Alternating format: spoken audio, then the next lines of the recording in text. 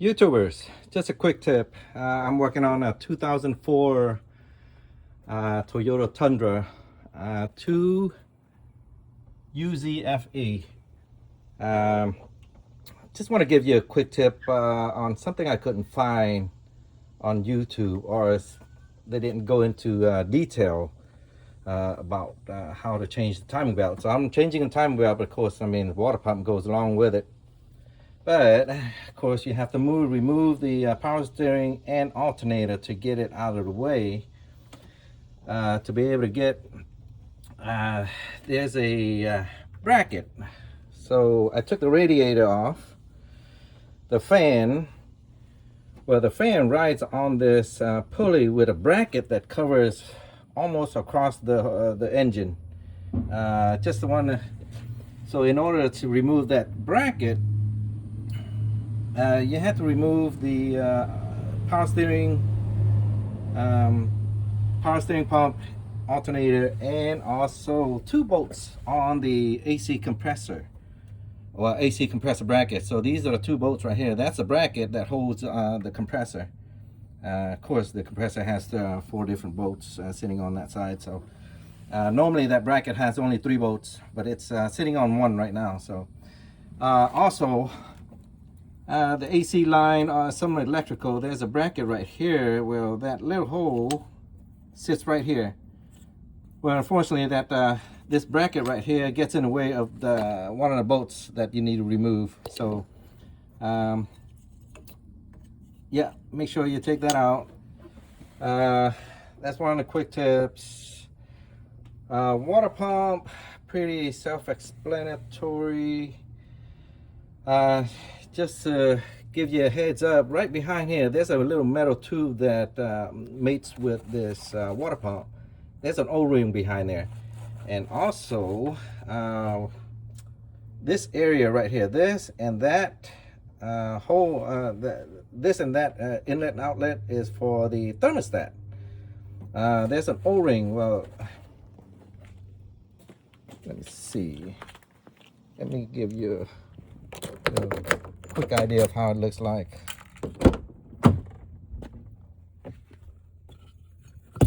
So this is the thermostat. Of course, I bought a brand new thermostat for this. Usually when I would change the water pump, I change the thermostat also. So those 2 holes I just showed you, there's an O-ring on that, and it looks like it's a form-in-place gasket. You create your own gasket on this. So probably gonna use some silicone, but don't overdo it. You don't want that to be running inside the coolant area. Tensioner, eyelet pulley for the timing. This piece right here, now there's a kit that comes with this little gasket right here. Small little thing. Well, out there they do sell a kit where it comes with this little gasket. Well, this gasket, well, this whole piece kind of slides in on the side right here. There's a little triangle or trapezoid that sits right here. Make sure you put that in before you put everything else. Once you finish changing the water pump, put it back in there. The wires, I noticed, of course, the I'm not sure what that is. Either the oil or the coolant sensor. I'm not sure, but it goes into this oil filter adapter. It screws in there. The wire kind of sits like so, because this plug right here plugs into the crank sensor, position sensor, and just kind of wraps like that. So it wraps behind the 2 holes that well, the 3 holes right there. You see that it that the fan clutch bracket goes into. Well, that has a pulley on that fan bracket. Of course, that's what you need to spin the fan, but unfortunately that bearing is bad, so it was making noise. This is the bracket I'm talking about. Let me see.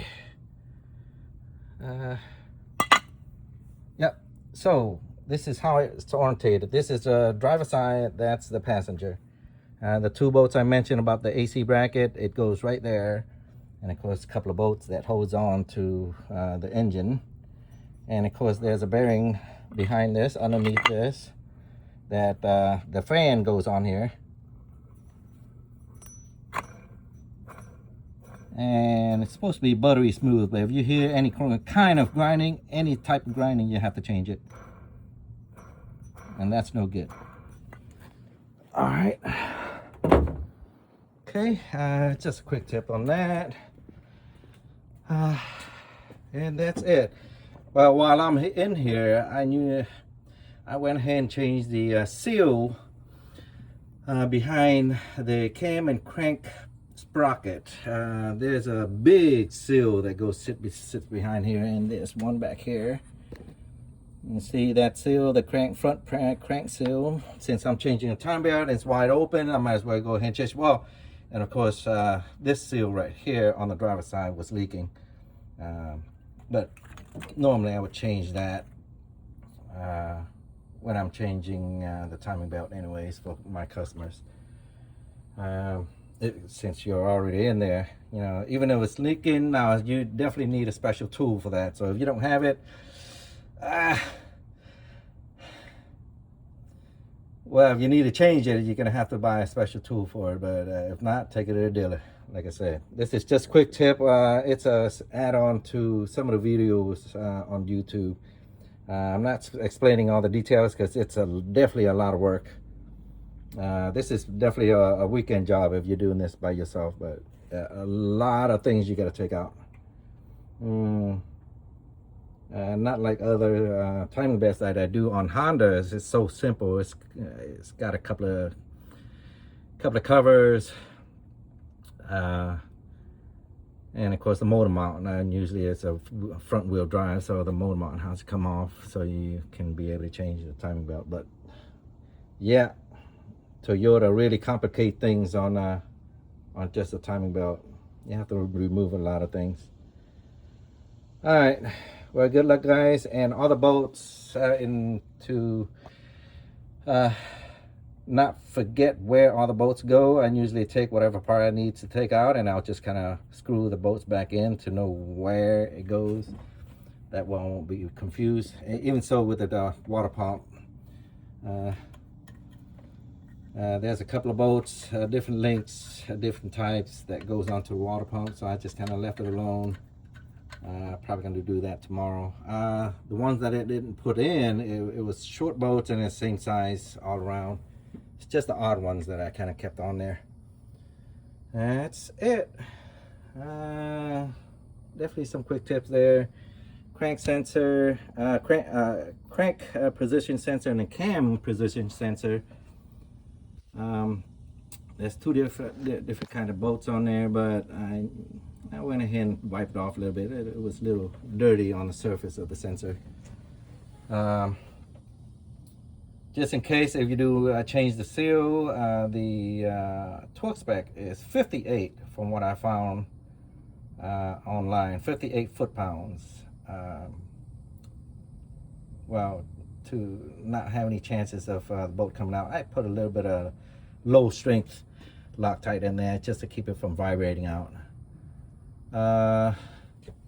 Well, in order to change the seal, there's a cover I forgot to mention on both sides. There's like 3 bolts that holds onto it, but this side has the sensor, so that extra 2 bolt that holds the sensor, well, it holds that cover too. So yep, that's it. Oh, just want to let you see how the cam sensor seal is. It's pretty big, and it's a metal surface on the flat surface there. Well, it looks like it's metal all around except for the rubber outside of it, of course. Both of them.